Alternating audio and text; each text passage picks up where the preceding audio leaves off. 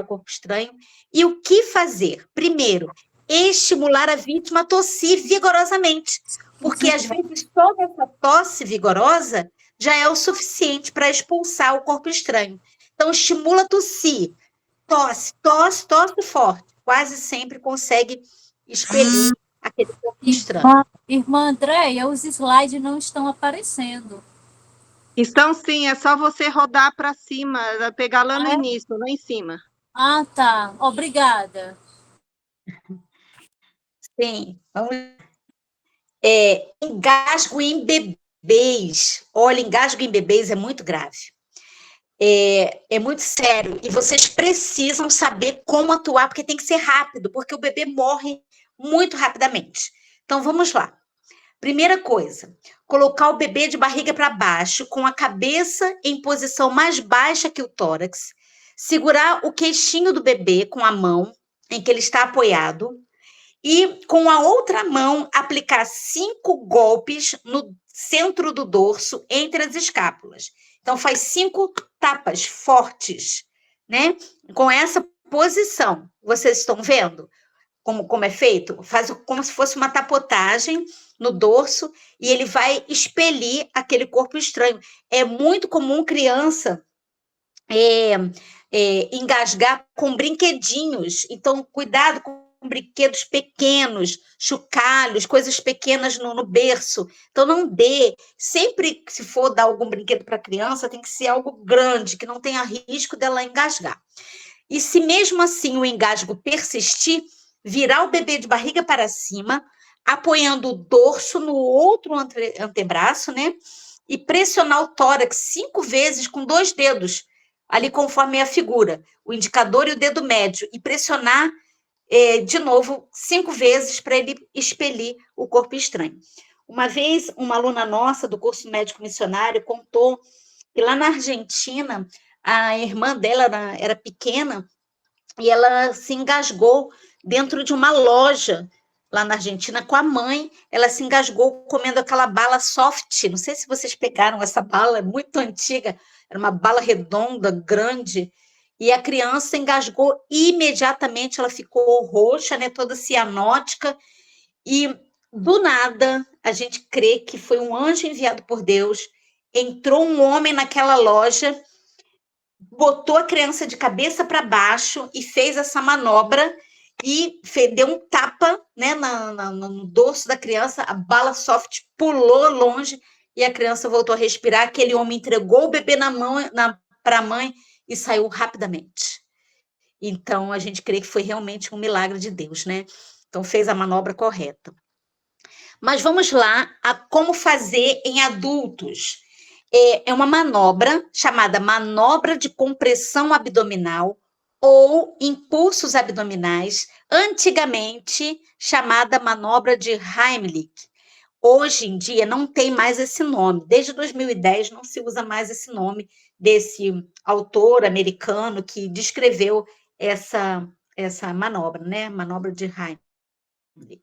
Então, o Heimlich, né? Alguns falam assim. Então, e essa manobra só pode ser feita para vítimas conscientes. A pessoa está acordada, então ela está engasgada ali com a mão na garganta. Então, como que se faz essa manobra para a expulsão do corpo estranho? Você fica em pé, você é o socorrista, tá? Fica em pé ou ajoelhado atrás da vítima, passe os braços em torno do corpo dela, como se fosse dar um abraço por trás, de forma que as suas mãos fiquem logo acima do umbigo. E você fecha o punho de uma mão e a outra mão coloca por cima. E você vai aplicar compressões rápidas, de baixo para cima, como se fosse um J, assim, ó. Vai fazendo assim, ó. E o paciente vai fazer isso. Tem que ser forte e rapidamente, contra o próprio corpo, 5 vezes. Quando faz essa compressão, o corpo estranho pula. Ele sai. Então, tem salvado muitas vidas assim. É incrível como essa manobra é importante, mas o paciente tem que estar acordado. Então, aqui, ó, compressão abdominal ou impulsão abdominal. Agora, quando não fazer essa manobra? Então, nós primeiro temos que avaliar se a vítima consegue falar, se ela consegue tossir vigorosamente e respirar, porque vai ser uma obstrução parcial. E muitas vezes o ato de tossir já vai expelir o corpo estranho. Aí não vai ter necessidade de fazer essa manobra. E quando a vítima está inconsciente, você não faça essa manobra, porque é muito perigosa. Eu vou mostrar para vocês por que é perigosa. Quando a vítima está inconsciente. Quando está inconsciente, vai fazer aquelas manobras de ressuscitação cardiopulmonar. E gestantes e obesos, vocês não podem comprimir o abdômen. Então, a compressão é torácica a nível do osso externo, que é esse osso aqui da frente do tórax, tá? Então, é a compressão desse osso. Então, o que não se faz mais em paciente inconsciente é aquela manobra cavalgando em cima da vítima e fazendo a pressão para ele expulsar. Por que que não deve fazer? Porque é um risco muito grande de romper ruptura gástrica, ruptura hepática, que é do fígado, fratura do osso externo, atenção, é osso externo com S, tá? Não é externo com X, porque é o nome do osso da face anterior do tórax, e broncoaspiração, aspirar algum alimento, entrar pela árvore respiratória dentro. Então, não se faz mais essa manobra de tentar cavalgar em cima do paciente inconsciente. Essa manobra que se fazia, né, inclusive nos cursos de primeiros socorros, foi descontinuada, né, não se ensina mais desde o ano 2000, tá? Então, quando você recebe um paciente politraumatizado, e pode haver politraumatismo no campo, pode, acidentes de cavalgada, acidentes de pessoas que caem em açudes, então por aí vai. Então, primeiro você tem que ver o ABCDE, que é a avaliação inicial de um paciente vítima de trauma. Primeiro, checar as vias aéreas, ver se a pessoa está respirando. Primeira coisa, fazer uma restrição da coluna cervical. Se você tiver um colar cervical em casa, coloque. Se não, tem que conter de alguma forma a coluna cervical para que não haja lesão. B, isso tudo é umas siglas em inglês, tá? Respiração e ventilação, manter a respiração ok, ver a circulação, palpar o pulso carotídeo no pescoço, que eu vou mostrar para vocês, fazer controle de hemorragia, avaliar o nível de consciência, ver se tem disfunção neurológica, expor o paciente, ou seja, remova toda a roupa dele para ver se não tem nenhum agente perfurando algum órgão e cobrir ver que está tudo ok, cobre com cobertores quentes, tá? Então, o primeiro atendimento é assim. E se você verificar que o paciente está em parada cardiorrespiratória, iniciar a manobra de ressuscitação. Como eu falei para vocês no início, eu aqui não vou dar curso para vocês de primeiros socorros, existem cursos maravilhosos por aí, até mesmo online, mas aqui é o que a gente pode fazer de simples no campo, como salvar vidas de parentes, de vizinhos, de amigos que podem ter uma parada cardiorrespiratória na nossa frente. Então, a primeira coisa é verificar se a vítima está consciente e colocá-la deitada em decúbito dorsal. O que é decúbito dorsal? É quando o dorso está apoiado na superfície rígida, num plano rígido. Não adianta você tentar fazer uma manobra cardiorrespiratória num paciente em cima de uma cama de molas. Você não vai conseguir, porque o objetivo é comprimir o osso externo para amassar literalmente o coração. O coração precisa ser comprimido para que ocorra o bombeamento do sangue, tá? Então, jogar o paciente no chão, esse é o certo. Segundo, verificar se a vítima está em parada cardiorrespiratória. Verificar as vias aéreas, se ele está respirando, ver o pulso carotídeo. Não adianta ver pulso, vou mostrar aqui para vocês, não adianta ver pulso radial, pulso periférico, tem que ser pulso central, carotídeo, porque ele bate mais forte. Então, você palpa aqui, olha, abaixo desse ângulo da mandíbula. Aqui, ok? Você pode fazer uma manobra também de elevar a mandíbula do paciente para poder respirar melhor. O ar flui melhor quando você eleva. Vamos lá. E pedir para alguém ligar para a equipe de resgate, tá?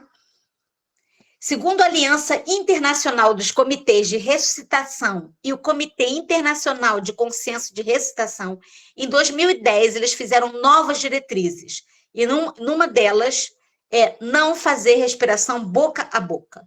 Por quê? Porque o que observou-se é que quando a pessoa para a manobra de ressuscitação da compressão torácica para fazer a boca, para o fluxo. Então, você tem que ter aquele fluxo contínuo na manobra, que eu vou mostrar para vocês como é. Então, se você parar para soprar na boca do paciente, você vai deixar de fazer as compressões. E também tem a questão de contaminação, essas doenças infecto-contagiosas. Então, assim, tem várias coisas que a gente tem que ter cuidado, né? Então, eles eliminaram a respiração boca a boca. Então, a ressuscitação cardiopulmonar é assim, você vai... Acho que o slide não passou. Não. Bom, mas deixa eu falar. Você vai ajoelhar ao lado da vítima e posicionar os braços estendidos, conforme está ali na figura, com os dedos entrelaçados, uma mão sobre a outra, apoiando a face anterior do tórax, e fazer compressões a cada 3 segundos na região do osso externo, contra a área cardíaca. Só que tem que comprimir de forma que ele desça 4 a 5 centímetros, porque só assim o coração vai ser comprimido, para ele bombear sangue para fora, tá? Então, você vai fazer essa movimentação aqui em cima, e vai fazer 1, 2, 3, 4, 5, 6, vai contando, tá? Numa velocidade de 90 a 100 por minuto. É muito rápido, tem que fazer muito rápido. Numa superfície rígida e plana. E detalhe, revezar o socorrista, porque ninguém aguenta, ele se cansa. Então, a cada 2, 3 minutos já vai uma outra pessoa e vai fazer a manobra. Tem que botar o peso mesmo sobre o paciente. É muito importante. E você pode salvar vidas com essa manobra, né, de ressuscitação cardiopulmonar. E você não tem... Às vezes o paciente para em fibrilação ventricular, claro, teria que ter aquele aparelho para dar o choque, mas a primeira coisa que você pode fazer no campo é isso, né? E muitas vidas podem ser salvas. Vamos lá. E em crianças ou bebês, né? Criança maiorzinha, você vai usar a mão, tá? Vai usar essa parte aqui da mão, para fazer uma mão só. E bebês vai usar os dedinhos, porque senão você vai fraturar as costelinhas. Então, tem que ter muito cuidado. Olha, eu vou contar rapidamente aqui um testemunho que aconteceu quando eu dava plantão na emergência de um hospital do Rio de Janeiro. Não foi no meu plantão, foi um outro plantão que aconteceu. Eu dava plantão na emergência e também na ginecologia.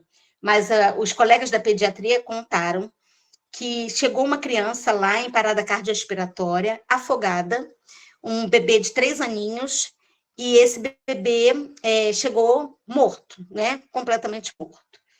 E as pediatras começaram imediatamente as manobras de ressuscitação cardiorrespiratória, e o que aconteceu foi que essa criança estava com a babá, os pais tinham saído, e a criança foi para a piscina e se afogou. E a babá, achando que era a boneca, nem ligou, achou que a criança estava no quarto. E viu um corpo deitado lá na piscina, achando que era boneca. E não foi socorrer. Meia hora depois, ela viu que era criança, desesperada, pegou aquela criança praticamente morta e levou para o pronto-socorro do hospital que eu trabalhava. E os colegas da equipe fizeram manobra de ressuscitação cardiorrespiratória, e a criança já estava 30 minutos sem oxigênio, e 30 minutos com certeza já ocorre lesão cerebral, né? Por hipóxia, mas a pediatra da equipe, os pediatras, os residentes incansáveis, ficaram fazendo a manobra de ressuscitação até 1 hora, e desesperados chegaram os pais, e imagina, gente, a situação, que coisa terrível, e ver aquela criança linda, né, assim, praticamente morta. Então, quando a pediatra falou para os residentes, eu desisto, já tem 1 hora, a gente já tentou de tudo, é 1h30, na medicina é impossível, só um milagre, vamos orar por um milagre. Então, eles oraram e pediram a Deus para fazer a intervenção. E deixaram um corpinho lá. Daqui a pouco a residente começa a gritar. Ele deu um suspiro, aí volta todo mundo de novo, faz a manobra de ressuscitação, a criança voltou, foi para a UTI, e imaginaram, vai ficar com sequelas graves, não vai falar, não vai andar, não vai nada, quando no dia seguinte a criança acorda e fala, eu quero papá. Então foi assim, muito emocionante, né? Aquela criança sobreviveu sem nenhuma sequela, foi realmente um milagre. Então a pergunta é, até quando fazer a manobra de ressuscitação? Até quando der, né? Sempre, sempre que possível fazer. Quando, então, no campo, você ainda pode fazer uma respiração boca a boca. Se você tiver em dupla, né? Aí você pode fazer. Se for um bebê, você faz boca, nariz, né? E boca. Quando é uma pessoa conhecida, um parente, você sempre em dupla, porque não pode parar a compressão da manobra de ressuscitação cardiopulmonar. Não pode parar, porque é isso que vai manter o fluxo constante. Então, um fica fazendo as insuflações e o outro fica na ressuscitação, ou quando tem um aparelho adaptador para evitar retorno de secreções. E até quando fazer? Até quando o paciente apresentar sinais de fluxo arterial e retorno da atividade cardíaca. Checar o pulso carotídeo, voltou a ter pulso, a pessoa está voltando, né? Está sobrevivendo, né? Então a gente sabe que quem dá a vida é Deus. E até a chegada do socorro médico. Vamos agora falar rapidamente aqui sobre as picadas, né? Picada de mosquito. A gente vê muito no campo mosquito borrachudo, mosquito maroim. O slide eu acho que ainda não passou. Mas qual o tratamento para picadas de insetos, né? Como o mosquito? É lavar a região com chá de camomila ou aroeira mansa, que vai aliviar bastante, e aplicar cataplasma de carvão ativado frio. Lembrem, novamente, o carvão tem que estar no nosso armário de primeiros socorros. Ou aloe vera, que é a babosa, ou aveia, fazer um cataplasma de aveia com água fria. Também vai aliviar muito a picada de mosquito. Picada de abelha, olha como fica demasiado. Fazer o quê? Compressa gelada de argila ou carvão ativado de novo, chá de talo de salsinha, açafrão em pó com óleo de linhaça. Então, tem uma ação anti-inflamatória, rapidamente vai desinchar, vai tirar a dor, e você pode fazer também o carvão via oral, tomar o açafrão via oral também. E escorpião. Isso aqui tem demais aqui em Minas, né? A área de Minas é recheada de escorpião. Tem vários outros óleos que vocês estão sugerindo, com certeza tem muita coisa. Tem muita opção anti-inflamatória que vai ajudar, melaleuca, e por aí vai. Então, nós temos uma série, né? Aqui eu botei alguns só para dar exemplo para vocês. Por isso que no kit de vocês tem que ter todos os chás possíveis e imagináveis. Depois eu posso passar uma lista de chás anti-inflamatórios, analgésicos e lista de cataplasma. Então, vamos lá. Os tipos de escorpião mais perigosos são o escorpião amarelo e o escorpião marrom. E tem o preto da Amazônia também. O escorpião é um aracnídeo, tá? E nós temos que observar sempre roupas, sapatos, botas, roupas que coloca no varal, toalhas de banho. Então, assim, é muito comum uma pessoa que está no campo vai pegar sua bota para trabalhar na roça, lá para capinar, e é picado de escorpião. Então, nunca deixe a bota num local de acesso ao escorpião. E colocar sempre a bota pendurada. Eu coloco, às vezes, a minha bota. Agora ela tá no carro, né? Porque a gente sai para a roça e ela está no carro. Mas eu boto no varal de cabeça para baixo. Então, não dá acesso ao escorpião. Cuidado ao manipular madeiras e outros materiais de construção. Sempre usar luvas de couro e botas, porque eles gostam de ambiente úmido, né, de madeira. Às vezes, quando eles tiram telha aqui da obra, do recanto, né, da construção, aí começa a aparecer os escorpiões, né? Eles vêm muito também nos tijolos que vêm das lojas de material de construção. Então, cuidado com o ambiente. Então, por favor, ninguém calça sapato ou bota sem antes bater e verificar, e nem tirar roupa do varal sem bater e verificar, porque você pode levar o escorpião para dentro da sua gaveta, né? Então, uma vez picado, o que vai acontecer? Lavar com água e sabão neutro. sabonete de neném infantil, né? Sabonete infantil neutro, melhor coisa. Lavou. Agora eu vou quebrar o paradigma, tá? Porque se você pesquisar na internet, eles falam para colocar água morna. Não, a água morna vai facilitar, vai fazer vasodilatação e vai facilitar o espalhar do veneno do escorpião. Aplique gelo. Eles falam para não aplicar gelo porque o gelo aumenta a dor. Não é isso que a gente vê na prática.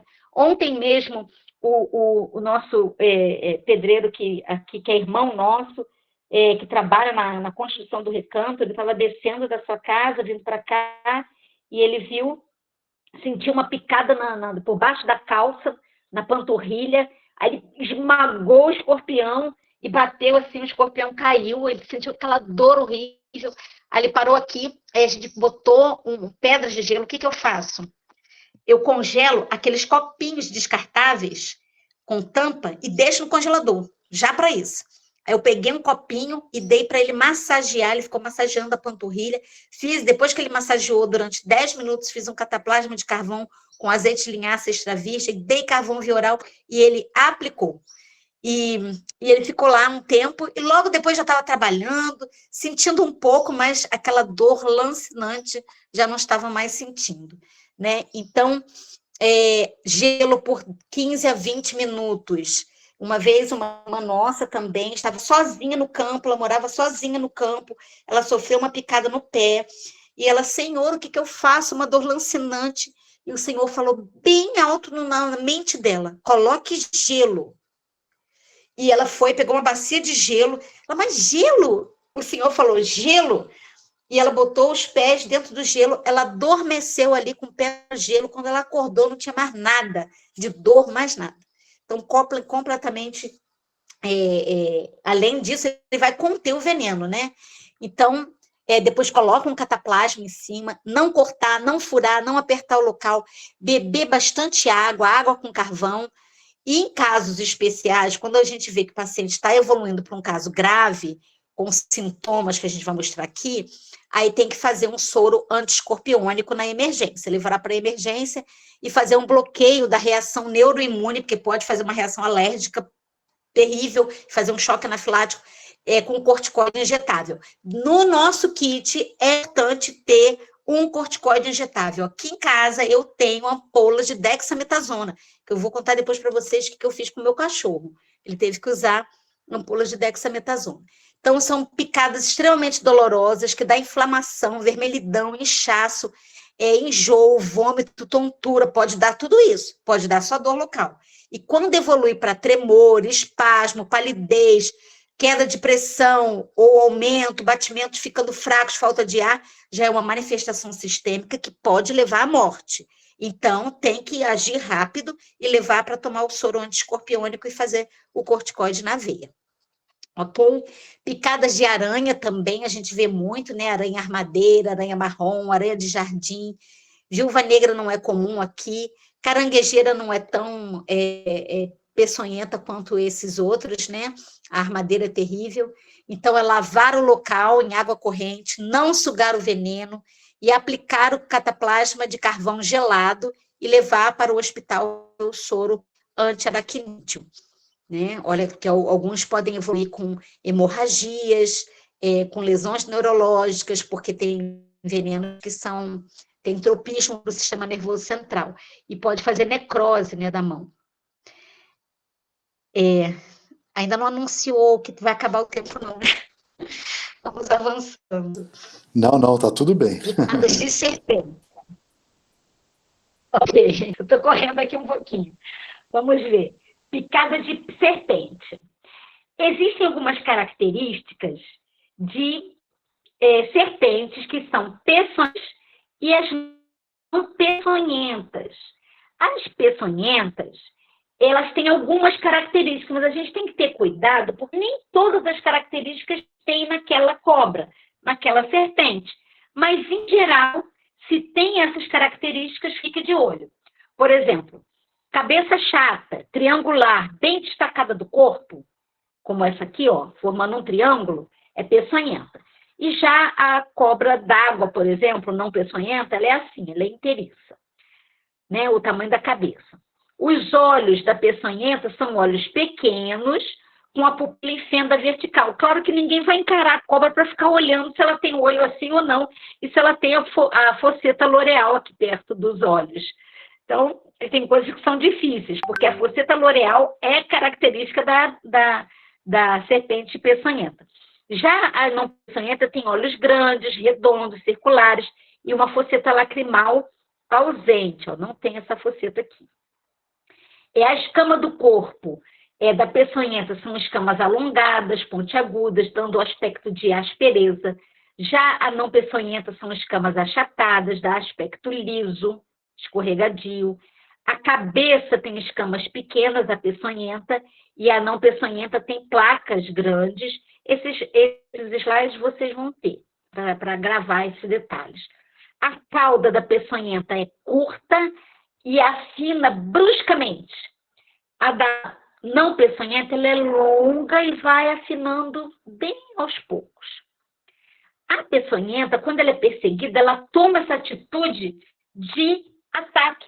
Ela se enrodilha para dar o bote, né? Já a outra, que não é, quando ela é perseguida, ela foge. E outro detalhe, a peçonhenta tem dentes anteriores, onde vai inocular. Alguém está falando aqui que é melhor não ir para o campo? Não, pode ir para o campo sim. Mas vamos lá. É para inocular o veneno, e a não peçonhenta tem dentinhos pontiagudos, mas ela não tem essa presa anterior, tá? Então, quais são as serpentes mais venenosas? Tem a Bothrops jararaca. Cuidado com o filhote da jararaca, porque até o filhote é extremamente venenoso, tá? Cascavel também é muito venenosa. A jararacuçu é uma das mais venenosas, e a surucucu.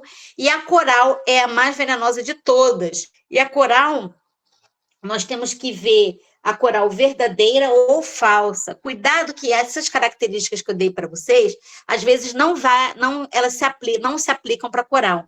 Algumas características da coral, por exemplo, a verdadeira, que é muito, muito perigosa, é mortal uma picada de cobra coral verdadeira, ela tem os anéis coloridos até no abdômen.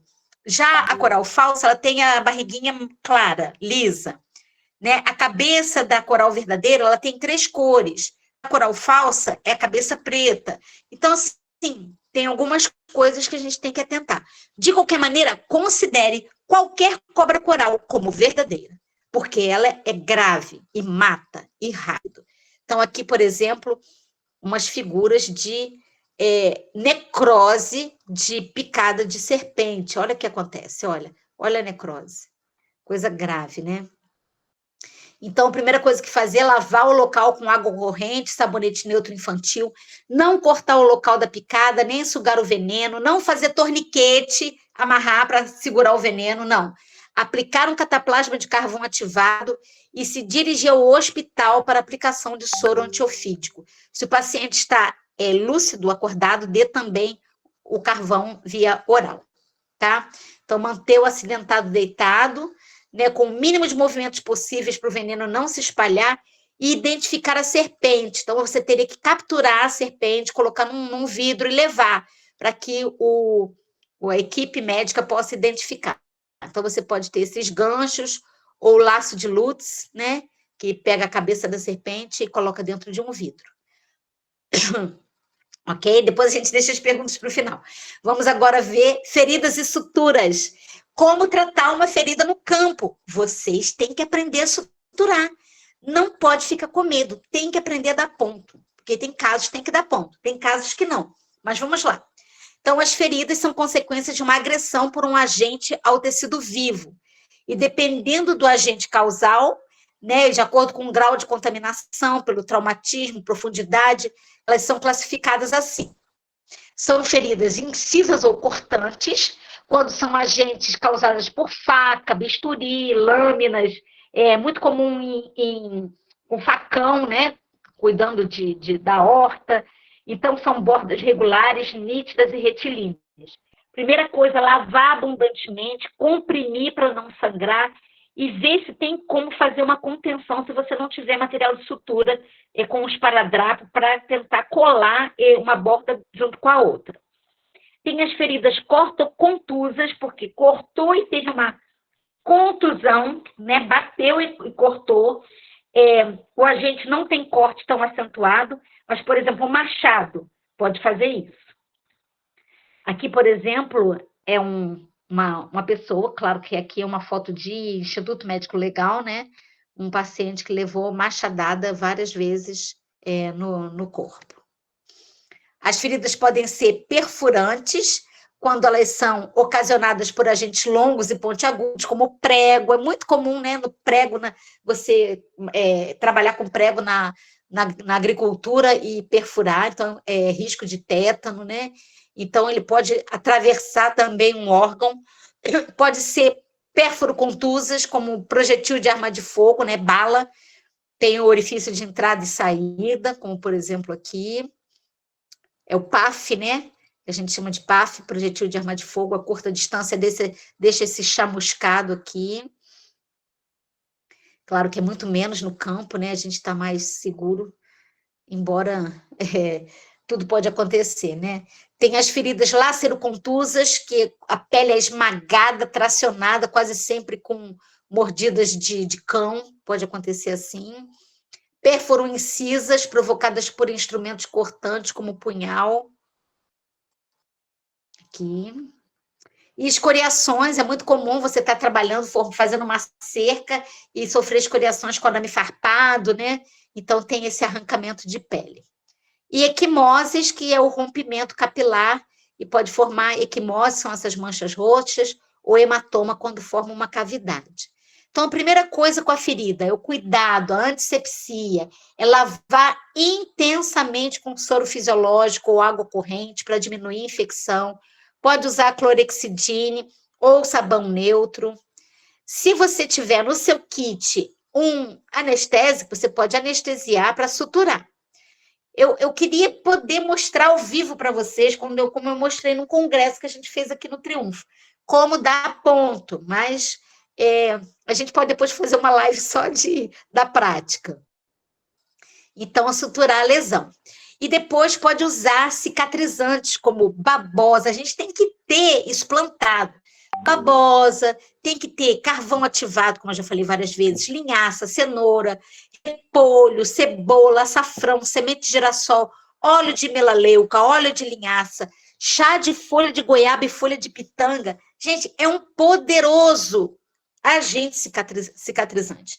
Eu atendi um paciente que ele tinha aquelas úlceras de estase, de perna, né?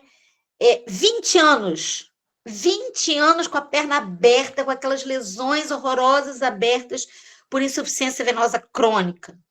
Eu falei para ele usar chá de folha de goiaba com folha de pitanga, banhar por 20 dias, mudou a alimentação para 100% vegetariano, ele comia carne de porco, inclusive, e cortou o açúcar, e depois aplicava óleo de linhaça com cúrcuma. Em 20 dias, a ferida de 20 anos fechou. Incrível, incrível. E quando ele voltou no médico, que usava aquelas pomadas cicatrizantes que não adiantavam nada, o médico falou assim, não, você pode voltar a comer carne de porco. Ele falou, não, meu amigo, agora eu aprendi o remédio de Deus e eu não quero nunca mais ter minha perna aberta. E assim ele ficou bem. Então, primeira coisa, lavar a ferida, fazer asepsia, antissepsia, né? Limpar, passar povidine, anestesiar local e suturar. Você pode fazer pontos interrompidos ou contínuos. Eu prefiro interrompidos, porque se der algum abscesso, você tira um pontinho só, drena. Você usa um fio inabsorvível. Vocês podem comprar esses fios em lojas de material médico, lojas dental. É fácil dar ponto, não tem mistério nenhum, tá? Faz uma distância de mais ou menos 1 centímetro. Aqui, ó. Pega um bordo, outro bordo, passa o fio, você está de luva, né? E dá um nó, se você não souber dar a técnica cirúrgica, né? De como fazer, porque tem toda a técnica de dar o nó cirúrgico. Aí dá um nó conforme você pode dar mesmo e pronto, corta, tá ali suturado. Então, dá certo aqui, ó. Suturas simples, interrompidas.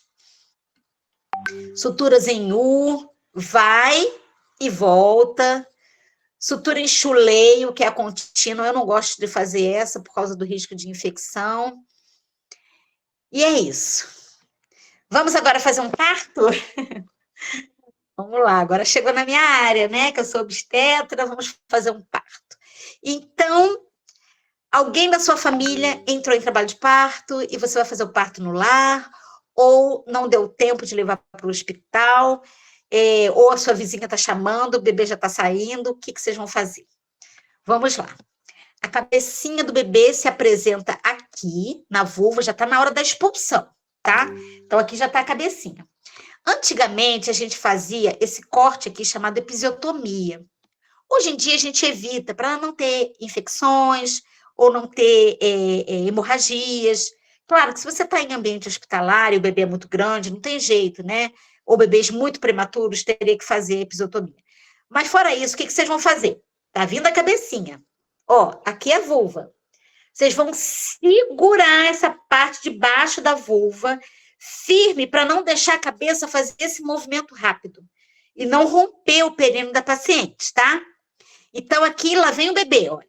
Ele vai fazer uma manobra tão bonitinha. É ele que faz, gente. Ele se insinua na pelve de lado, que a gente chama de uma posição oblíqua, porque assim ele não consegue entrar. Então, ele se insinua assim, aí ele desce, aí ele vira, olha só, ele sozinho vira nessa posição occipito frontal, e na hora de sair, ele sai assim, peraí, deixa eu voltar aqui. Aqui, ó. Na hora de sair, ele sai assim, e depois ele vira. Então, a única coisa que você vai fazer é conduzir o parto. Então, pressionou o períneo para proteger, pum, saiu a cabeça. Então, como é que você vai tirar o resto do corpo? Ele vai estar reto, aí você vai virar ele de novo de lado para descer o ombrinho e depois vai levantar o ombrinho de novo, tá? Então, para sair o ombro anterior e depois o ombro posterior. E vai sair o corpinho, ok? Aí vocês vão ligar, se vocês não tiverem material de sutura, vocês vão ligar o cordão umbilical com fio dental, de alguma forma vocês vão ligar e cortar com uma tesoura estéreo. Tá bom? Não puxem a placenta. Espere que a placenta vai sair em 15, 20 minutos. Tá bom? Então, ela vai sair sozinha. Você pode fazer uma massagem no útero, mas não puxa, porque pode dar uma hemorragia muito grande. Então, é fácil fazer um parto no campo. É muito fácil. Não tem mistério. Claro que a gente fala assim, o bebê nasce com, sem ou apesar do obstetra. A gente ouviu muito essa frase na faculdade. Mas quando complica, amigos, chama o obstetra, porque só ele resolve. Tá? Então, tem casos que não tem jeito. Às vezes, está empacado ali na pelve, tem que fazer uma cesariana. Por isso que, quando faz parto domiciliar, eu sou a favor de fazer em ambiente hospitalar ou próximo, porque se empacar, você consegue, para o centro cirúrgico, tirar um bebê de forma urgente. A gente faz uma cesárea, abre uma barriga em 1 minuto. Eu já abri em 1 minuto em casos de ruptura uterina, descolamento prematuro de placenta, coisas graves que a gente tem que abrir em 1 minuto. Então, vamos lá. Então, qual é o kit que a gente tem que ter no campo? Vocês vão montar uma caixinha com kit de emergência. O que tem que ter no seu kit? Gase esterilizada, gase não esterilizada para procedimentos simples, algodão quase não se usa, só para aplicar alguma injeção. Atadura de crepom, esparadrapo e fita crepe, cotonetes, band-aid, luvas de látex de procedimento, luvas estéreis, alfinete de fralda, caixa de fósforo, lanterna, sabonete líquido infantil, frasco de água oxigenada, frasco de álcool 70, frasco de povidina e clorexidina para asepsia, soro fisiológico, água boricada, bicarbonato de sódio, corticoide em ampola, tem que ter de reserva, né? Dexametasona de 4 miligramas, carvão, não pode esquecer, argila e dolomita, cicatrizante óleo de girassol, óleo de linhaça extra virgem, açafrão em pó, óleo de melaleuca, fio dental e vários chás, não esqueçam, todos os chás que depois eu mando a lista para vocês. E material de sutura, né? Se puder, fio, seringa, tesoura, quem puder montar o seu kit, quem já é da área médica, né, gosta de ter já o seu kitzinho. Toalhas pequenas para compressas, toalhas grandes para fomentações, panos para bandagens, lençóis para envoltório, bacias e baldes de escaldapés. A gente tem que ter isso. Aqui, claro, a gente tem do Recanto, porque nós estamos montando o Centro de Vida Saudável, como vocês sabem, o Recanto está em construção, a gente tem tudo isso, mas mesmo que não tivesse construindo o Recanto, as nossas casas têm que ter tudo isso, né? Aqueles ebulidores para esquentar a água, bolsa de gelo, de água quente, aquecedor de água elétrico para panela, ervas diversas para chás. Alguém pode falar assim, mas é tanta coisa. Gente, vocês podem montar esse kit rapidamente, é tudo muito simples. É só para ter uma previsão se precisar, né? E sempre a gente precisa. Sempre eu estou socorrendo um aqui, outro ali, um vizinho, ou um recanteiro que passa mal, mas é assim. Então, alguns aparelhos importantes, né? O esfigmomanômetro, o estetoscópio, a lanterna, o termômetro, um abaixador de língua, uma fita métrica, um martelinho para testar, um oxímetro agora, né? Com a questão da Covid. E os mesmos cuidados que nós fizemos com os seres humanos, nós também devemos ter com os animais. Porque os animais também, eles podem ser envenenados, podem ser picados por escorpiões. Olha, eu vou contar para vocês. O meu cachorrinho, Luan, é um poodle gigante que eu tenho.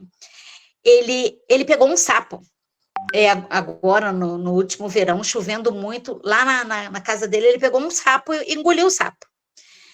E começou a passar mal, mas muito grave. Ele teve uma lesão neurológica, começou com crise convulsiva, babando, com midrise, ficou grave. Aí eu chamei, gritei, irmã Elane e o Augusto, que é o nosso irmão, que trabalha na obra do Recanto, e eles vieram me ajudar, e a gente ficou de 7 da noite até meia-noite com o Luan. E o que nós fizemos, oramos, claro, né? Deus em primeiro lugar, e o Luan gravíssimo, fazendo crise convulsiva, se batendo. Eu vi a hora que eu ia perder o meu cachorro. E ele já é idoso, né? Ele tem 13 anos. E então nós demos carvão na seringa para ele, com azeite de oliva, com carvão, e muito carvão e azeite, e para poder tirar o veneno, e lavamos a boquinha dele, mas muita água, com mangueira, nós jogamos água, e ele não estava conseguindo engolir, a língua roxa enorme, e eu apliquei dexametasona nele, 2 ampolas, e até meia-noite ele já estava outro, levantou, começou a andar todo tonto e sobreviveu. Também uns contatos missionários nossos, uma vez um casal, ele me ligou desesperado porque o seu cachorrinho filhote tinha pego mordida de escorpião. E aí eu falei, imediatamente, você conseguiu identificar isso, já era 11h30 da noite, identificou onde foi a picada? Ele falou, foi aqui no dorso. Eu falei, bota gelo imediatamente, coloca gelo agora e bota em cima do cachorrinho grave, todo roxo, e ele botou o gelo, e botou carvão, e botou gelo, e eu falei, calma, e depois que o cachorrinho melhorar, você vai dar carvão. Então, e ele assim, e ela desesperada, né, a esposa chorando, eu perdi meu cachorro, e pequenininho, filhotinho de 2 meses, e era picado de escorpião. Naquele dia, ele tinha achado 25 escorpiões no sítio dele, e ele ficou com gelo meia hora. Depois de meia hora, o cachorrinho foi voltando, no dia seguinte já estava correndo, brincando, normal. E depois de 1 mês, o outro cachorrinho, a mesma coisa. Então, o que acontece com o ser humano, faça também com os animais, eles também podem tomar carvão, podem tomar azeite de linhaça, pode colocar o gelo, tudo igual, tá? Então, era isso que eu queria compartilhar com vocês. E eu queria ler um texto que está em Mensagens Escolhidas, volume 13, carta 158, que a irmã White fala assim: é Cristo quem tem curado em todos os casos, como era Cristo quem nos dias de seu ministério ressuscitava os mortos para a vida. É Cristo quem realiza toda a obra poderosa pelo ministério de seus servos. Deve-se confiar e crer nesse Cristo. Sua bênção sobre o meio usado para a restauração da saúde trará êxito. A misericórdia de Cristo se deleita em manifestar-se em favor da humanidade sofredora. É Ele quem comunica o ministério da cura aos doentes, e os médicos devem atribuir-lhe a glória pelas maravilhosas obras realizadas. Então, queridos, olha que coisa tremenda. Na verdade, tudo isso que a gente monta no campo é a nossa parte. A gente vai fazer a nossa parte. Mas a certeza de que é Cristo que vai nos proteger, é Ele que vai nos dar sabedoria para tratar, é Ele que vai operar a cura, é Ele que vai nos livrar. Eu falo aqui para os irmãos do Recanto, que todos veem isso também. Sempre Deus nos mostra quando tem escorpião. Olha, às vezes está num lugar escuro, a gente consegue enxergar o escorpião. Vocês podem também ter aquelas lanternas roxas, né, que mostram. Então, assim, Deus sempre mostra. Então, é muito importante a gente confiar, crer, orar. Quando sair para o trabalho, você vai sair para trabalhar na roça, Senhor, por favor, me livre do animal peçonhento, me livre de acidentes graves. E o Senhor manda os seus anjos e dá proteção. Então, a gente tem que ter essa certeza, ok? Eu acho que o tempo vai acabar de novo. Eu não sei como é que vai ficar